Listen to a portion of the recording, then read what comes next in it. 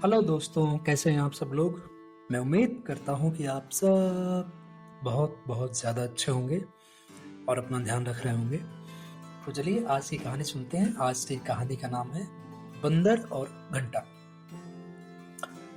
एक दिन की बात है, एक चोर ने गांव के मंदिर का घंटा चुरा लिया और घंटा चुराने के बाद वो जंगल की ओर भागा। तभी जब वो जंगल में भाग रहा था चोर, तो एक बाघ जो था वो अपनी गुफा में आराम कर रहा था। तो उसने सुना कि घंटे की आवाज उसने सुनी, क्योंकि चोर लेके भाग रहा था तो घंटा बज रहा था, टुन टुन टुन टुन टुन। बाघ ने सुनी आवाज तो बाघ को आ गई पसंद। बाघ निकला अपनी गुफा से और आवाज की तरफ भागा और उसने फौरन ही चोर और घंटे का पता लगा लिया। जब उसने देखा कि भाई ये चोर ये लेके जा रहा है, तो उसने उस पर कर दिया हमला। और जो हमला कर दिया, बाघ का हमला था, चोर गया मर। चोर मर गया तो बचा क्या, घंटा। घंटा जमीन पर पड़ा हुआ था।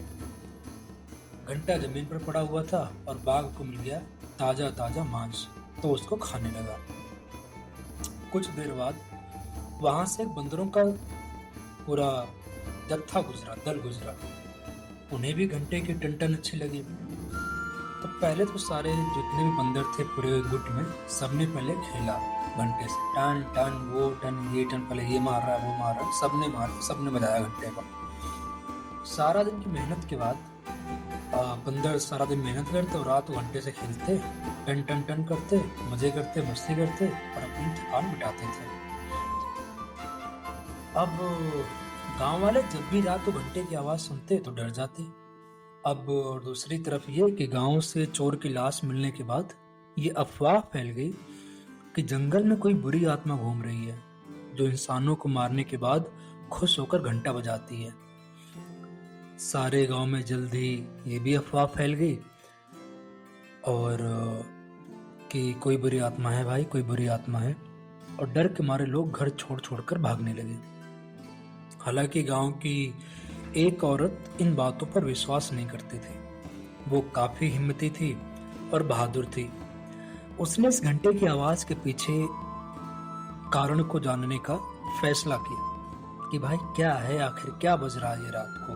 पूरे गांव के जिसने चैन उड़ा दिया है, गांव वाले गांव छोड़ के भाग रहे हैं, क्या है इसका। तो वो औरत गांव के मुखिया के पास गई। हुजूर, मुझे पक्का यकीन है कि गणेश जी की पूजा से दुष्ट आत्मा पर काबू पाया जा सकता है, पर इसके लिए मुझे कुछ पैसों की जरूरत होगी। मुखिया तो वैसे ही लोगों के घर छोड़ने की वजह से काफी परेशान था, तो वो पूजा के लिए पैसे देने के लिए मान गया।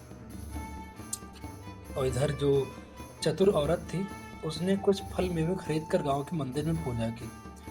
पूजा के बाद वो थैले में खाने का सामान लेकर जंगल की ओर चल दी।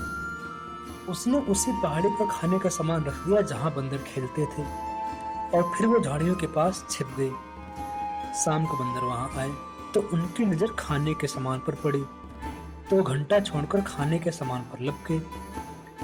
जैसे वो खाने के सामान पर लपके, चतुर औरत ने झट से घंटा उठाकर थैले में डाल लिया। मुखिया के घर जा पहुंची और उसने रात को घंटा बजने का सारा हाल बता दिया कि भाई ये बंदर खेलते थे, दिन भर मेहनत करके रात को टुन टुन टुन टुन टुन किया करते थे और डरने की कोई बात नहीं, ये सब अफवाह थी कि कोई बुरी आत्मा है, ये है वो है ये है। मुखिया बहुत खुश हुआ और पूरे गांव वाले भी बेहद खुश हुए और उन्होंने उस औरत की बहादुरी और चतुराई की बड़ी तारीफ की। बहुत सम्मान किया गया औरत का। तो क्या सीखा हमने इस कहानी से?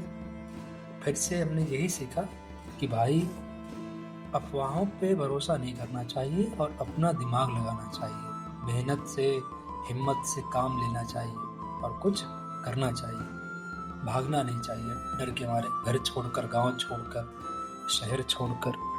गलत बात है ये। ठीक है, ये कहानी यहीं पर समाप्त होती है। बहुत ही छोटी और प्यारी कहानी थी ये। मैं उम्मीद करता हूँ कि आपको ये कहानी अच्छी लगी होगी और अगर आपको कहानी अच्छी लगी है तो आप इस कहानी को लाइक करें, मतलब वीडियो को लाइक करें, चैनल को सब्सक्राइब करें और अपने साथी दोस्तों के साथ ज़रूर शेयर करें। वापस हम मिलेंगे एक नई कहानी के साथ। तब तक के लिए शुक्रिया। अपना ध्यान रखें। Bye bye, take care.